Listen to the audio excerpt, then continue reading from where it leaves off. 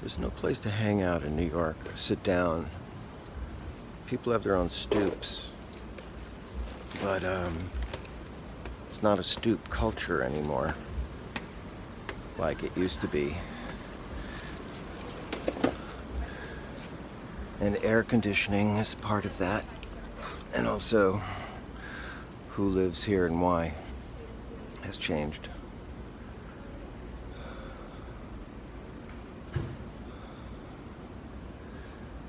And today is the last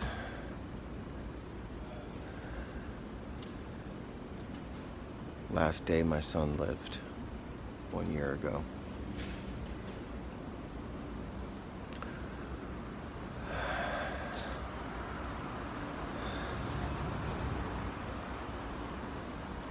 I was doing a paint job for a friend who needed a surge, needed a hand, and it was a long day. Like 12 hours.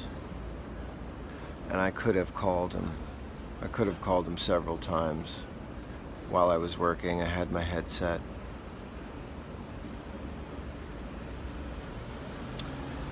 I don't know why I didn't. At that time, I was really thinking, wow, he has a solid togetherness, He had a solid plan. He was happy about his school, his teachers, excited about the next round.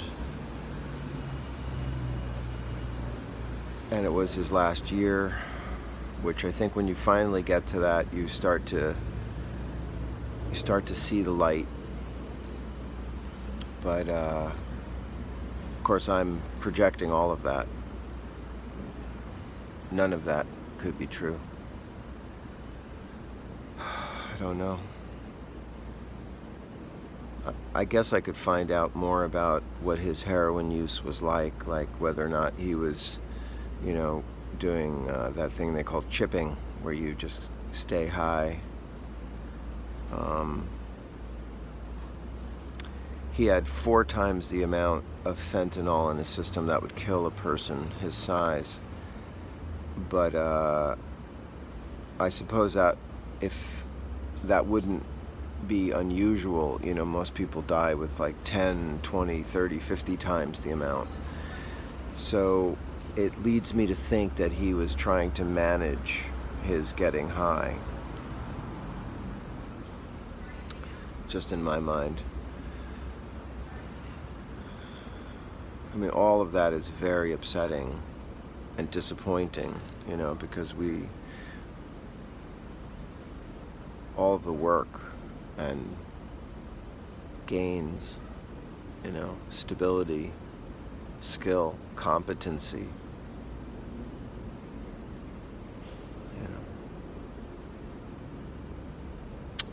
that would have had to have been worth risking, because those things were in place. He had people that really cared about him and meaningful activities and all that stuff. So he would have had to have at some point considered getting high is okay. Worth losing those things.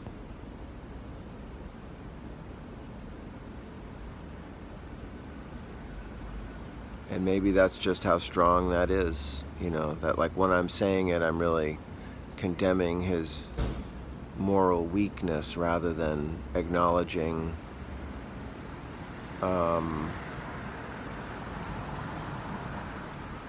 psychological and physical problem.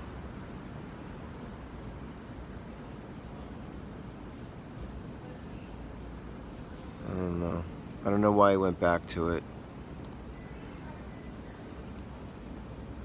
I used to say because he was celebrating, because he was bored, but now I think it was because he felt he didn't know where to go in his life. And that was a place called nowhere. so it didn't have to have, you know, tentacles, and it didn't have to mean anything more than that. And nobody else inhabited it but him.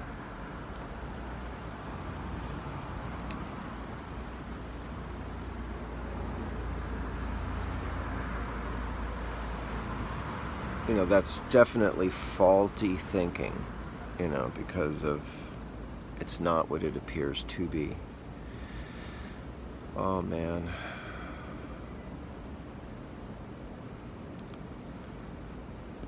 He really died on the 19th. This would have been his last day.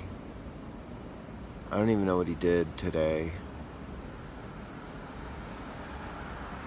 I know he later hung out with his roommates and played softball. They have a cul-de-sac out there. It's rather large, and that's what they did until like 12:30 at night. And then he took a shower and went into his room and shot up and died.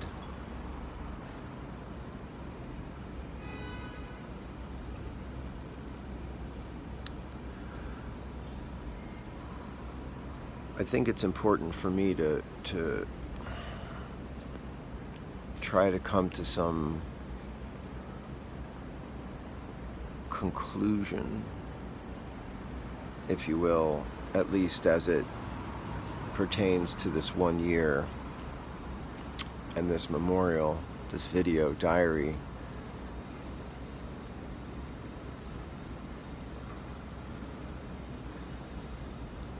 And I do feel strongly that it's important not to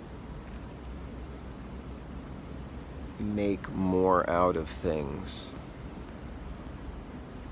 Like, for example, I don't need to make more out of my son's memory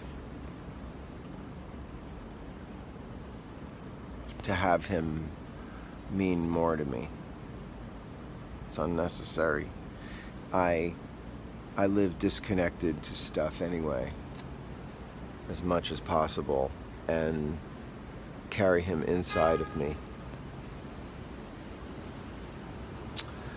But like stuff like he's contacting me or talking to me, and you know, because I've asked him to contact me if he's able, if his energy is able to speak to me or contact me in any way. I said, yeah, I'm open. So there really is nothing like that. It's just the recognition that we are not separate from everything else. That's been my takeaway. You know, that we're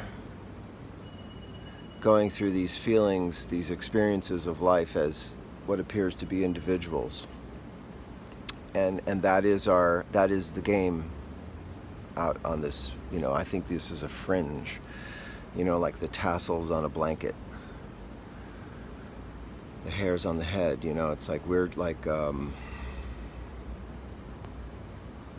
part of the body, but we have these feelings that we're separate, and that's the fun part. You know, that's the part where we get to individualize and do stuff that, because of all the conditions, only we can do the way we can do them.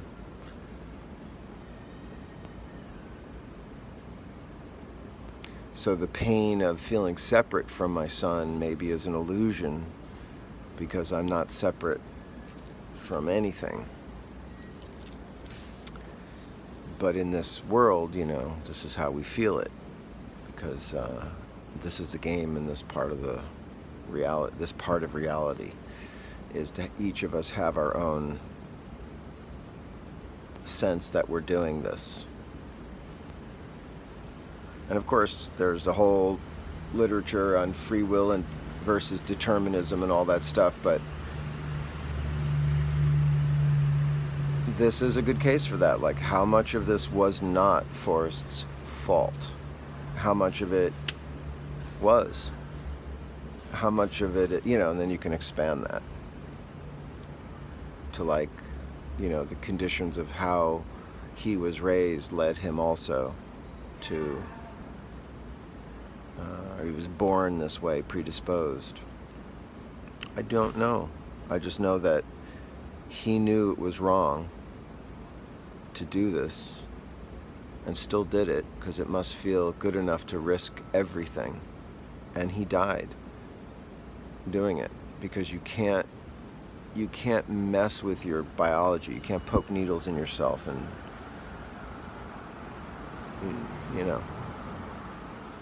put stuff in there.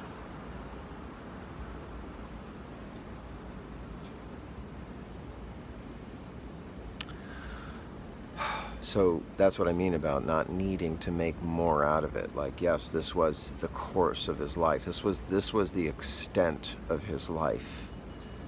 And it's going to be difficult to shove what should have been a full life's meaning into that short of a time frame.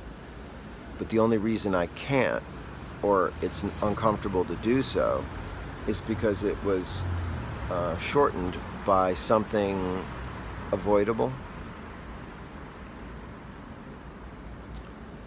or outside, something we maybe could have controlled. Maybe you couldn't control it anymore, but you can control it. If you're 14 and 15 and watching these and wondering what it's like,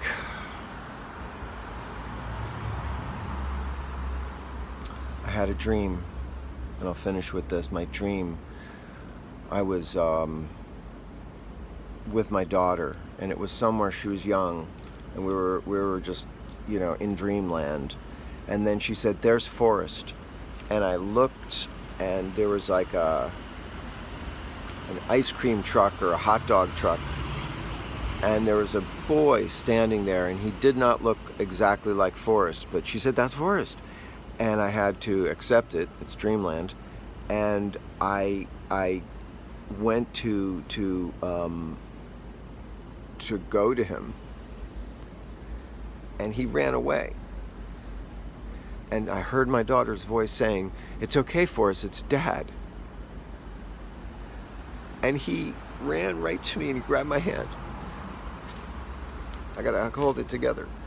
And I held him on my knees because he was only knee high. And I let out a cry.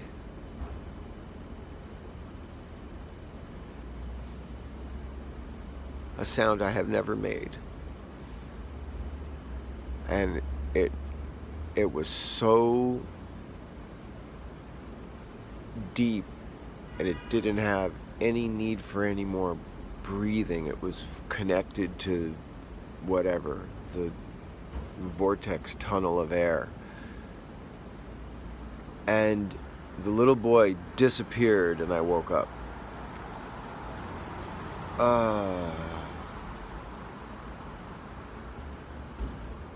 I don't know, man. It's like you got to decide what you want to do with yourself, So much of life is the quality of our thoughts. Shitty thoughts, shitty life. I love life. I love this game. I want to play it well. I want everyone to play it well. So when you see a dead body, it's just all that worry and anxiety and all the mythologies gone.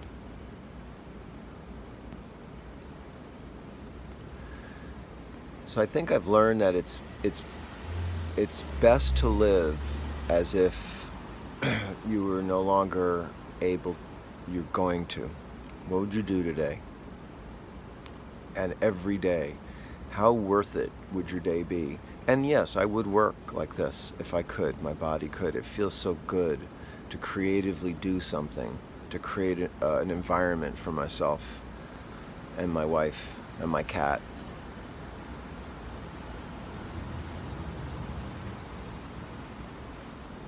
and it honors my my life with my son, you know.